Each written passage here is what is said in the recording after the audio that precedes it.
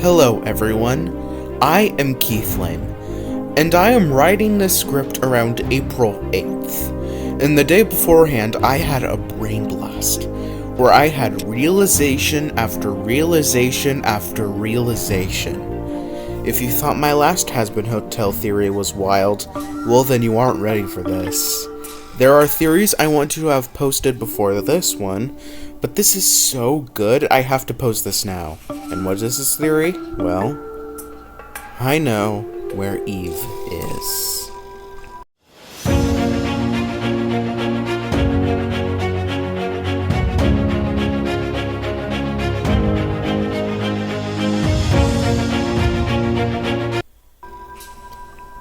Hello, and what do I exactly mean when I say I know where Eve is?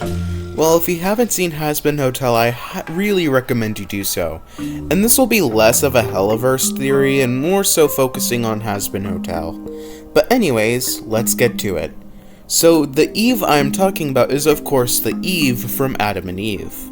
And we know what happens to Adam, he's up in heaven as an angel. But something on everyone's mind is this: where the hell is Eve? If Adam is in heaven, then shouldn't Eve be in heaven too? But anyways, the first step in figuring out where she isn't all that obvious. This rabbit hole starts with a character who hasn't even shown up in the series as a character yet. Rue. Don't know who Rue is? I'll explain what she is.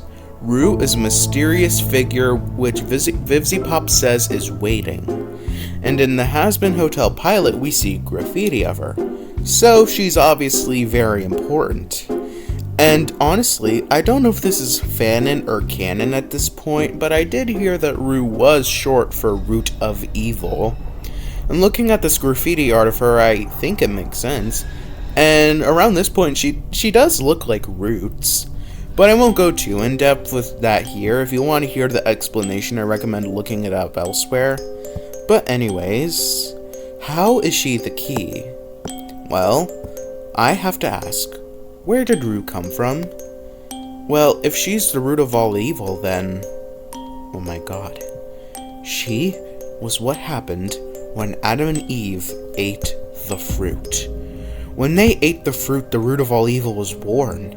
It is literally in the name. And hell, even in Has-Been Hotel's intro, if you look at this hand, it is very similar to the style of the graffiti in the pilot. And this gives a lot more context as to why Lucifer and Lilith were banished. It's not that they gave them the fruit, it's because they gave them the fruit that Rue was born. A very dangerous and powerful being, and honestly much more of a devil than Lucifer, who in this series is just a cute little guy. When they probably managed to banish Rue beneath hell, they then banished Lucifer and Lilith for their recklessness. And I think Lucifer and Lilith are what's keeping Rue at bay. Why was that hard to say? Anyways, maybe their angelicness is enough to keep Rue at bay. And they needed someone to keep her at bay, and who better than the ones who accidentally created her? And they also probably have the power to even free her, but of course won't. Because they know how dangerous that is, and Charlie most likely has that power to free her too. But that doesn't answer the question at hand. If Adam is somehow in heaven, then where is Eve? Wait. Oh my god. Eve is Rue. When Eve ate the fruit, she turned into the embodiment of all evil, which is why we don't see her. She's banished beneath hell. And while Adam is an icon in heaven, Eve is an icon in hell. As shown by the graffiti we see everywhere in hell. Also, this kind of goes to explain why Adam is just, messing around with other girls while he's supposed to be married to Eve. And maybe this whole thing is why Sarah hates the hotel. Let's think about this. If the Has-Been Hotel becomes official and heaven signs up to this idea, then would they stop with sinners? Since Lucifer and Charlie are very good people, what if they get redeemed? As we see, Vaggy's wings grow back, so it's not possible to think redemption is possible for fallen angels. And what would happen if the only thing keeping the greatest evil at bay is gone? Right, Rue is set free and the apocalypse starts. Alright, so we know where Eve is, but don't click off. There is so much more to discuss, and trust me, by the end of this part, specifically, you'll think I'm insane. Alright, so the next big puzzle piece is, of course, Alastor. One thing about Alastor I've always found interesting was his shadow. If you look at the shadow, it seems like it has a mind of its own. But of course it is limited because it's a shadow. But what is going on with it? It seems to have a lot of significance, but... wait. It was so obvious. The shadows are tied to Rue. From what we see, not only do the shadows tend to resemble Rue a lot, but in all of the graffiti art we see of Rue, she's always black. Like, shadows, perhaps? But I don't think Alastor made a deal with Rue and anything, because it makes more sense for him to strike a deal with Lilith than Rue, if you have at least seen my previous part. Anyways, but then why do we see these shadows that are like Rue? Wait. Oh my god. Okay, this is the part where you'll think I'm insane. Alastor is Rue. If he is Rue, this explains everything. But wait, what do I mean by that? And if he is Rue, then doesn't that mean Alastor is Eve? Well, that's the insane part. That is the case. But that's too insane, and is there even evidence for that? I hardly think so. Holy shit, they have the same smile. Oh my god. Oh my god, but... Okay, let's calm down, okay? But what is Alastor's relationship to Eve? Alright, here's what I think. When Eve ate the fruit, she split in two. Her human self died, but her spirit became Rue, and was banished in hell.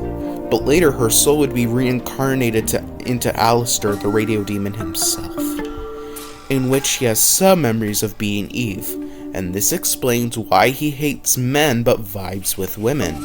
Because while Eve became Rue and was banished, Adam thrived in heaven. And when Alastor died, he made the deal with Lilith, where he wants a lot. He wants a lot of power, but wants to know what is the purpose of these memories, and have ties to this Rue character, all in exchange for him doing whatever Lilith wanted. Lilith agreed, as Alastor now knows he and Rue are two sides of the same person, and has a deep tie with Rue via Rue being his shadow.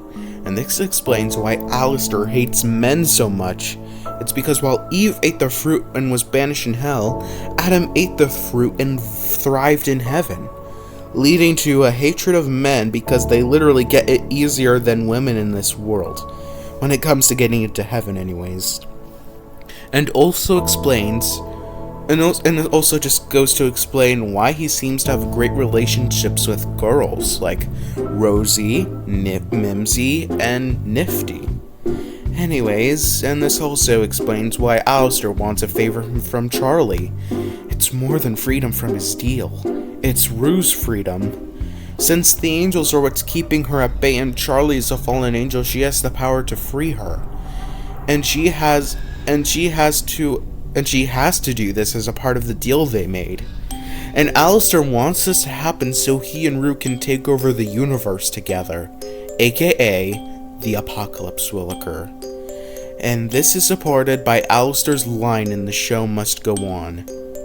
Once I figure out how to unclip my wings, guess who will be pulling all the strings? AKA, when Rue is freed, he'll literally take over everything. But with the apocalypse, what would happen? Let's think about this. If the apocalypse starts and the war between Rue and Alastor versus Heaven begins, what would happen afterwards? Like, when Heaven wins? They'll punish Charlie most likely for accidentally freeing Rue. But how if she's already in hell? Oh my god, they'll kill her. And all of hell. Since the ultimate evil is defeated, the resurrection might as well occur, meaning all of hell will be purged, but they'll most likely not go that route, and maybe Emily will defend Charlie or something, or maybe Charlie and hell will fight against Rue and Alastor, and then heaven would spare them, and then, Sarah would be cool with them or something, I don't know, but who knows. But there's been something I've been avoiding with this whole theory. Something that complicates things. I wasn't going to even mention it, but I figured it all out. So I might as well mention it here. Alright. So in the Has-Been Hotel trading cards, there's one that is very interesting. Lilith's. And look at this. She has the same smile that Alastor and Eve do. So what exactly is going on here? Oh my god. The entire deal was the other way around. It was Alastor owning Lilith the entire time. Because in the last theory I explained how when a person's soul is owned, they start to resemble their owner. But if Lilith has that smile, then maybe Alastor is the one who owns Lilith. Or maybe it isn't even one-sided to begin with. Maybe it's equal or something? That Alastor and Lilith own each other with an equal amount? Where the deal was exactly the same, and Alastor got the blood dripping from the mouth, and Lilith got the smile, and they still own their souls, but very clearly Lilith kind of has more power, considering she has the power to make Alastor do whatever she wants in this deal. I'm still a little bit perplexed by this, to be honest, but what do you guys think? Do you agree or disagree with my theory? Leave your thoughts in the comments below, and I'll make sure to read every comment. Also, please like and subscribe, it's really appreciated, and it tells me that you like my content and the video in general. And when you spend hours working on these videos, it's really appreciated. But yeah, don't think that this is the end of this Hellaverse theory, because it isn't. I have made a list of questions I had about this series and Hellaverse. And this is kind of part 1 of that whole thing. There will be more when I come up with more answers. And some of these questions include, what the hell is going on with Nifty, what are those eyes, and who are the Arscoisha? But that'll have to conclude this video. But please make sure to ring the bell when more videos to know when more videos come out, and, not just the whole Hellaverse theories, but all of my theories too. But yeah, have a lovely day, and until next time.